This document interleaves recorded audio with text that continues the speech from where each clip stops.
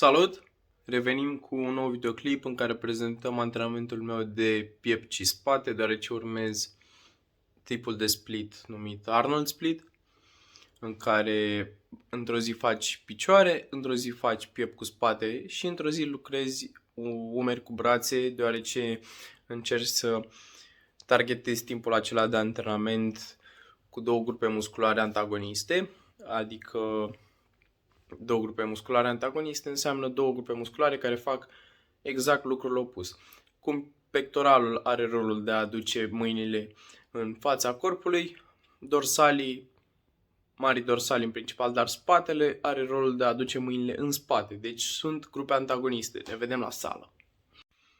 Înainte de plecare, vă spun că prima mea masă a fost alcătuită din acele clătite proteice pentru care aveți codul POUN VTB pentru 10% reducere pe Vitabolic, pentru proteina lor foarte bună.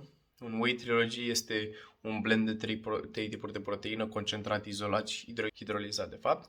Foarte bun în clătite, este foarte maleabil termic și pe lângă asta și peanut butter-ul lor. Eu l-am luat crunchy deoarece prefer să simt și alunele din el. Ne vedem la sală. Suntem la sală, modul de lucru o să fie alternativ. O să începem cu niște exerciții de pre-exhaust pentru spate și pentru piept.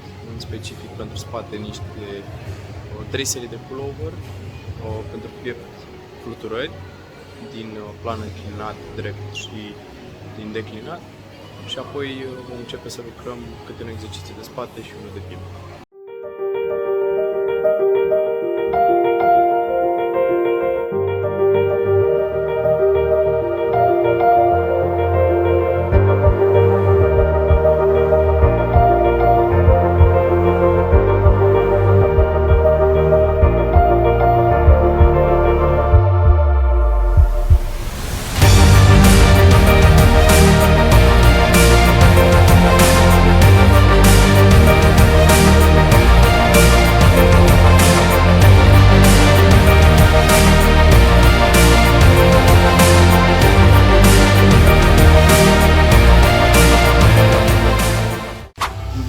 Acel superset cu scopul de preobosire vom lucra cu 3 serii de care prima va fi de lucru între 12 și 15 repetări și celelalte două între 6 și 9 repetări la un aparat de pull down în care vom lucra și unilateral.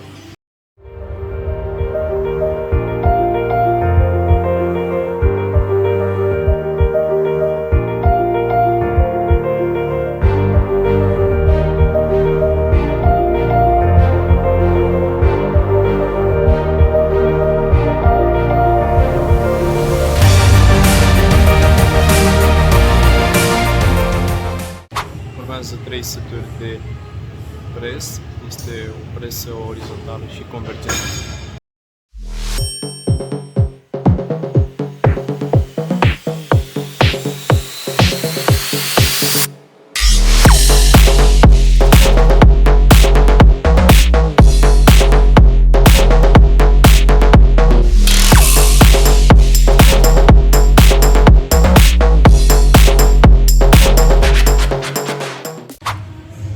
Ultimul exercițiu la spate va fi un leg supported low row cu o priză scurtă.